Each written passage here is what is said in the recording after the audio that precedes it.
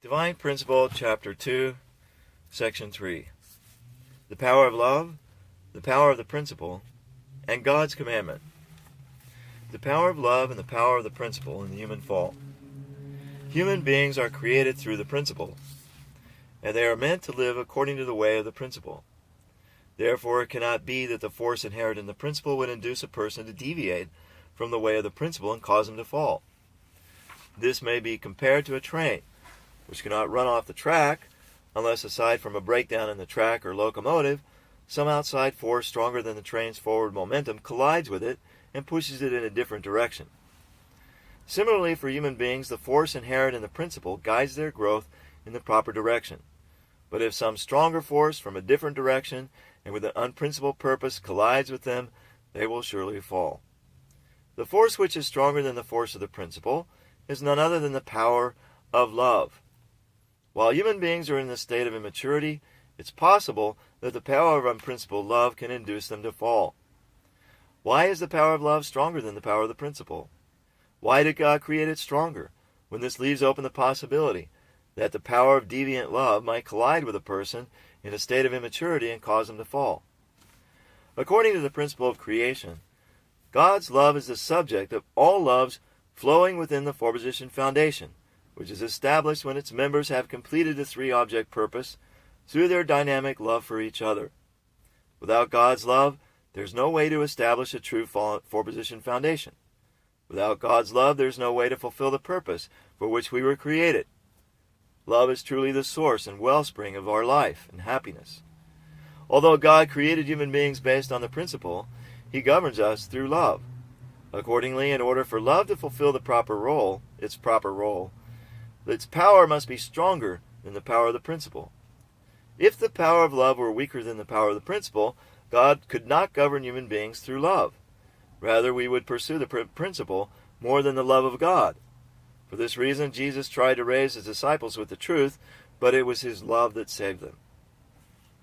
Why God set up the commandment is an object of faith. Why did God nurture the faith of Adam and Eve by giving them the commandment? Do not eat the fruit. In their immature state, Adam and Eve could not be directly governed by God through love. Because the power of love is stronger than the power of principle, God foresaw that if they ever formed a common base with the archangel, there was a possibility that they could succumb to the power of deviant, unprincipled love and fall. To prevent this, God gave Adam and Eve the commandment that forbade them from relating with the archangel in this way. No matter how powerful the unprincipled love of the archangel might be, had Adam and Eve adhered to God's commandment, forming a common base with God, and engaging in give and take with Him, and no other, the power of the archangel's unprincipled love would not have affected them, and they would never have fallen. Tragically, Adam and Eve did not obey the commandment, but formed a common base with the archangel, and had give and take with him. Hence, the power of illicit love pushed them off the track. It was not only to prevent their fall that God gave immature beings, human beings, the commandment. God also wanted them to enjoy dominion over the natural world, including the angels, by inheriting His creative nature. In order to inherit this creatorship, human beings should perfect themselves through their faith in the Word, as their own portion of responsibility. God gave the commandment not to the archangel, but only to the human beings.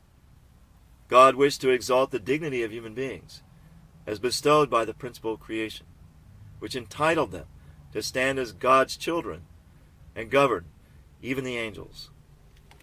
The period during which the commandment was necessary. With God's commandment not to eat of the fruit binding, was God's commandment not to eat the fruit binding forever. God's second blessing was to be fulfilled when Adam and Eve entered God's direct dominion of love by joining as true husband and wife, and bearing and raising children in God's love.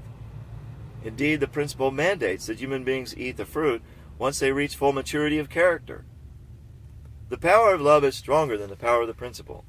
Had Adam and Eve reached perfection, become a godly husband and wife, and experienced God's direct governance, by the absolute power of His love, their conjugal love would have become absolute. No person, no power in the universe could ever break that bond of love. At this point, Adam and Eve would never fall. There would have been no way that the love of the archangel, who is inferior to human beings, could have ever severed the conjugal love of Adam and Eve once it was grounded firmly in God. Accordingly, God's commandment, "Do not eat of the fruit," was binding upon Adam and Eve only while they were still immature. Section 4. The consequences of the human fall. What were the consequences of the human fall, of the spiritual and physical fall of Adam and Eve, for the entire universe? What were the consequences of the spiritual and physical fall of Adam and Eve for the entire universe, including humanity and the angels? Let's discuss some of the most serious consequences. Satan and fallen humanity. Satan is the name given to the archangel Lucifer after he fell. When the first human ancestors fell, they bound themselves in ties of blood with Lucifer. They formed a four-position foundation yoked to Satan, and thus all humanity became the children of Satan. This is why Jesus said to the people, "You're of your father the devil," and called them a brood of vipers. St. Paul wrote, not only the creation, but we ourselves, who have the first fruits of the Spirit, groan inwardly, as we wait for adoption as sons, indicating that no one belongs to the lineage of God. Instead, due to the fall, all the first human ancestors, human beings, are of the lineage of Satan. Had Adam and Eve reached full maturity and built a four-position foundation centering on God, the world of God's sovereignty would have been established at that time. While still immature, however, they fell and formed a four-position foundation centering on Satan. Consequently, this world has come under Satan's sovereignty. Hence, the Bible calls Satan the ruler of this world and the god of this world. Once Satan came to dominate human beings, who were intended to be the lords of creation, he also achieved domination over everything in the universe. Accordingly, it's written, the creation waits with eager longing for the revealing of the sons of God. We know that the whole creation has been groaning in travail until now. These verses describe the agony of the creation under the domination of Satan, as it longs for the appearance of unfallen people who have perfected their original nature. It yearns for the day when they will vanquish Satan and rule it in love. Satan's activities in human society. Satan is constantly accusing all people before God, as he did Job, in order to drag them into hell. However, even Satan cannot perpetuate his evil activity unless he first finds an object partner with whom he can form a common base and engage in give-and-take action. Satan's object partners are evil spirits in the spirit world. The object partners to these evil spirits are the spirit cells of evil people on the earth, and the vehicles through which these evil spirits' selves act are their physical selves. Accordingly, the power of Satan is conveyed through evil spirits and is manifested in the activities of earthly people. For example, Satan entered Judas Iscariot, and Jesus once called Peter Satan. In the Bible, the spirits of evil earthly men are called angels of the devil. The kingdom of heaven on earth is a restored world in which Satan can no longer instigate any activity. To realize this world, it's necessary for all humanity to eliminate their common base with Satan and restore their common base with God and engage in give-and-take action with Him.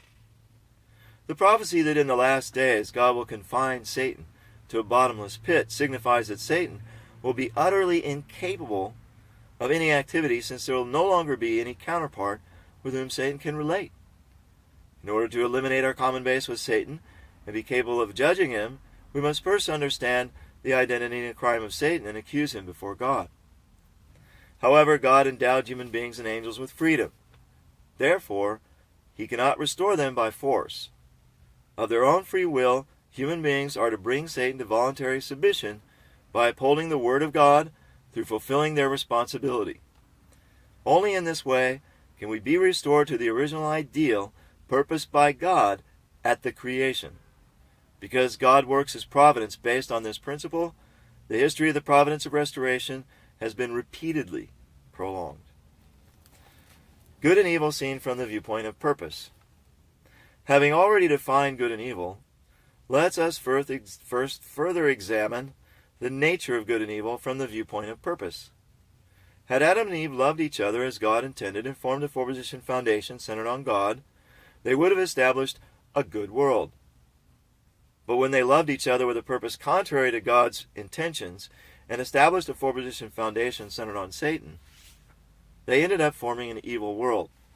This demonstrates that although good and evil elements or actions may take the same form, their true nature can be discerned through their fruits. They yield their fruits in accordance with the divergent purposes they pursue. We find many cases where an aspect of human nature, conventionally considered evil, is in fact good if its purpose is directed toward the will of God. Let's take an example of desire. Desire, which people often consider sinful, is actually God-given. Joy is the purpose of creation, and joy can only be attained when desire is fulfilled. If we had no desire, we could never experience joy. If we had no desire, we could not have any aspiration to receive God's love, to live, to perform good deeds, or to improve ourselves. Without desire, therefore, neither God's purpose of creation nor the providence of restoration could be fulfilled. An orderly, harmonious, and flourishing human society would be impossible. Desires, being a part of our God-given nature, are good when they bear fruit for the purpose of God's will, or are evil when they bear fruit for the purpose of Satan's will. On this basis, we can deduce that even this evil world will be restored to goodness and become the kingdom of heaven on earth if it changes its direction and purpose according to the guidance of Christ. The providence of restoration may thus be interpreted as the process of changing the direction of this fallen world from its current satanic purpose to the purpose of building the kingdom of heaven, God's ideal of creation. Any standard of goodness set during the course of the providence of restoration is not absolute, but relative. In any particular period of history, obedient compliance with the doctrines expounded by the prevailing authorities is considered good, while actions in opposition to them are considered evil. But the change of an era ushers in new authorities and doctrines, with new goals and new standards of good and evil. For the adherents of any religious tradition or school of thought, complying with the precepts of a doctrine or philosophy is good, while opposing them is evil. But whenever a doctrine or philosophy undergoes a change, its standards of good and evil will also change according to its new goals. Similarly, if an adherent converts to a different religion or school of thought, then naturally his goals and standards of good and evil will change accordingly. Conflicts and revolutions constantly plague human society, mainly because the continual changes of the standards of good and evil as people seek to fulfill divergent purposes. Yet throughout the endless cycles of conflict and revolution in human history, people have been seeking the absolute goodness which their original mind desires. Conflicts and revolutions in fallen human society will inevitably continue as people pursue this absolute goal until the final achievement of the world of goodness. The standard of goodness will remain relative only as long as the course of restoration continues. Once the sovereignty of Satan is expelled from the earth, then God, the eternal and absolute being, transcendent of time and space, will establish his sovereignty and his truth. In that day, God's truth will be absolute, and hence the purpose which it serves and the standard of goodness which it sets will both be absolute. This cosmic, all-encompassing truth will be firmly established by Christ at his second advent. The works of good spirits and evil spirits. The use of good spirits is a general term for God, spirits on the side of God, and good angels. The general term for Satan and spirits on his side is evil spirits. The works of good spirits and evil spirits, as in the case of good and evil acts generally, have a similar appearance at the outset, but pursue contrary purposes. Over time, the works of a good spirit will increase a person's sense of peace and righteousness, and even improve his health. The works of evil spirits, on the contrary, will gradually lead to an increase of anxiety, fear, and selfishness, and cause his health to deteriorate. It may be difficult for someone who doesn't know the principle to discern the works of spirits, but eventually, often belatedly, he will recognize the nature of the spirits by the fruits they bear.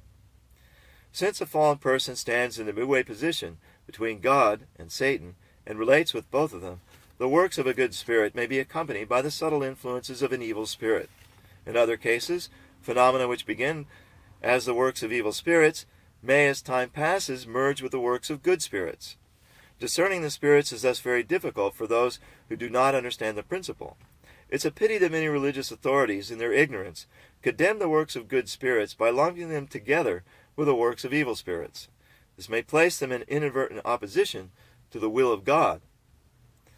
In the present era, spiritual phenomena are becoming ever more prevalent. Unless religious leaders can correctly distinguish the works of good spirits from the works of evil spirits, they cannot properly instruct and guide those who experience spiritual phenomena. Sin. Sin is a violation of heavenly law, which is committed when a person forms a common base with Satan, thus setting a condition for give and take action with Satan. Sin can be classified into 4 kinds. The first is the original sin. This sin originated with the spiritual and physical fall of our first human ancestors. It's ingrained in our lineage and is the root of all sins. The second is hereditary sin.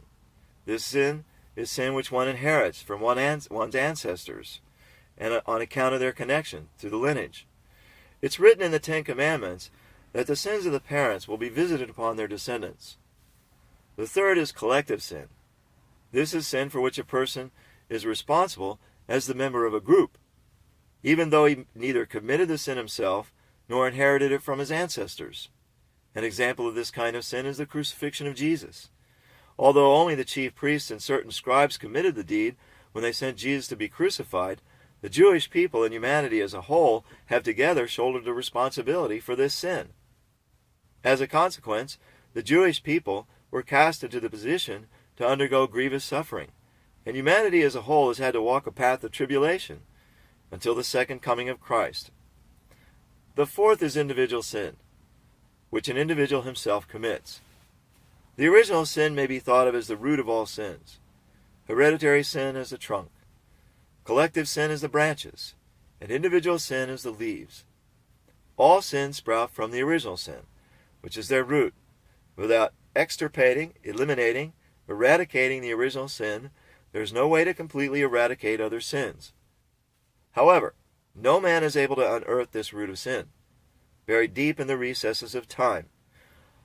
Only Christ, who comes as the root and true parents of humanity, can grasp it and uproot it.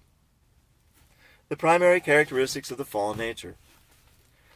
Eve inherited from the archangel all the proclivities incidental to his transgression against God when he bound her in ties of blood through their sexual relationship. Adam in turn acquired the same inclination when Eve, assuming the role of the archangel, bound him in ties of blood through their sexual relationship. These proclivities have become the root cause of the fallen inclinations in all people. They are the primary characteristics of our fallen nature. The fundamental motivation which engendered these primary characteristics of the fallen nature lay in the envy the archangel felt toward Adam, the beloved of God. How can there be anything such as envy and jealousy in an archangel whom God created for a good purpose? The archangel was endowed with desire and intellect as a part of his original nature. Because the archangel possessed an intellect, he could compare and discern that God's love for human beings was greater than the love God gave to him. Because he also possessed desires, he had a natural yearning for God to love him more. This desire of the heart was naturally conducive to envy and jealousy. Envy is an inevitable byproduct of the original nature, like the shadow cast by an object in the light. After human beings reach perfection, however, they'll never be induced to fall because of incidental envy. They'll know deep inside that the temporary gratification they might feel by attaining the object of their desire is not worth the agony of self-destruction that would ensue. Hence, they would never commit such crimes. A world which has fulfilled the purpose of creation is a society built upon organic interrelationships, much like the structure of a human body. Recognizing that the downfall of an individual would cause the whole to perish, society will keep its individual members from such self-destruction. In this ideal world, envious desires which arise incidentally from the original nature will be channeled into spurring the progress of humanity. They'll never cause people to fall. The primary characteristics of the fallen nature can be divided broadly into 4 types. The first is failing to take God's standpoint. A principal cause of the archangel's fall was his failure to love Adam with the same heart and perspective as God. Instead, he felt jealous of Adam. This led him to tempt Eve. An example of this characteristic of the fallen nature is when a courtier feels jealous of the king's favorite instead of sincerely respecting him as the one whom the king loves. The second is leaving one's proper position. Seeking more of God's love, Lucifer desired to enjoy the same position of love in the human world as he had in the angelic world. This unrighteous desire caused him to leave his position and fall. People are induced by unrighteous desires to step beyond the bounds of what is right and overreach themselves because of this primary characteristic of the fallen nature. The third is reversing dominion. The angel who was supposed to come under the dominion of human beings instead dominated Eve. Then Eve, who was supposed to come under the dominion of Adam, dominated him instead. This disruption in the proper order has borne bitter fruit. Human society is thrown out of order by people who leave their proper position and then reverse the order of dominion. These repeated occurrences are rooted in this primary characteristic of the fallen nature. The fourth is multiplying the criminal act. After her fall, had Eve not repeated her sin by seducing Adam, Adam would then have remained whole. The restoration of Eve alone would have been relatively easy. However, Eve spread her sin to others by inducing Adam to fall. The proclivity of evil people to entangle others in an expanding web of crime stems from this primary characteristic of the fallen nature. Section 5. Freedom and the human fall. The meaning of freedom from the viewpoint of the principle. What's the meaning of true freedom? In light of the principle, 3 characteristics of freedom stand out. First, there's no freedom outside the principle. Freedom requires both free will and free actions, pursuant to that will. The former and the latter have the relationship of internal nature and external form, and perfect freedom is achieved when they are in harmony. Therefore, there cannot be any free action without free will, nor can free will be complete without free actions to accompany it.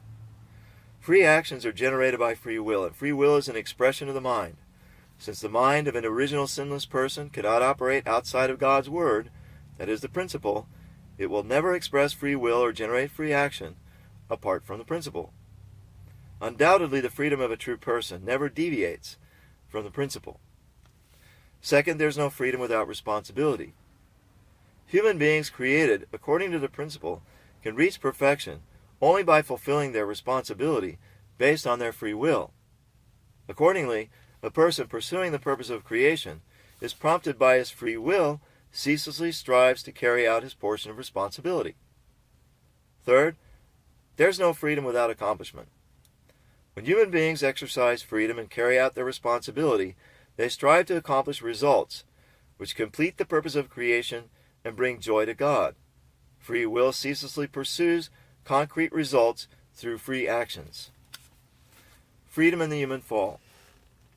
To summarize, freedom cannot exist outside the principle. Freedom is accompanied by the responsibility laid out in the principle, and freedom pursues accomplishments that bring joy to God. Free actions generated by free will bring about only good results. Therefore, it cannot be that freedom caused the human fall. It's written, "Where the Spirit of the Lord is, there is freedom." This freedom is the freedom of the original mind. As long as Adam and Eve were bound by God's warning not to eat of the fruit of the tree of the knowledge of good and evil, they should have kept this commandment by their free will and without God's intervention. Certainly the freedom of the original mind, which is inherently responsible and seeks the good, was prompting them to obey it. When Eve was about to deviate from the principle, the freedom of her original mind aroused fear and foreboding in her in an attempt to prevent her from deviating. Ever since the fall, this freedom of the original mind has been working to bring people back to God. Working in this way, freedom could not possibly have caused human beings to fall. Rather, the human fall was caused by the stronger power of unprincipled love, which overwhelmed the freedom of the original mind. In truth, human beings lost their freedom as a result of the fall. Yet even fallen people possess intact a seed of their original nature, which seeks freedom, and this makes it possible for God to carry on the providence to restore it. With the progress of history, people have been ever more zealously aspiring for freedom, even at the cost of their lives. This is evidence that we are in the process of restoring our freedom, long lost due to Satan. The purpose of our search for freedom is to facilitate the accomplishment of our God-given responsibility, which is essential for fulfilling our purpose of creation. Freedom, the fall, and restoration. It's true that human beings were free to relate with angels, who were created to minister to them. However, since Eve's heart and intellect were still immature when she was tempted by the angel, she became confused emotionally and intellectually. Although the freedom of her original mind induced in her a sense of foreboding, because the power of the love between her and the angel was stronger, she crossed the boundary and fell. No matter how freely Eve was relating with the angel, if she'd maintained unwavering faith in God's commandment and not responded to the angel's temptation, then the power of unprincipled love would not have been generated and she would not have fallen.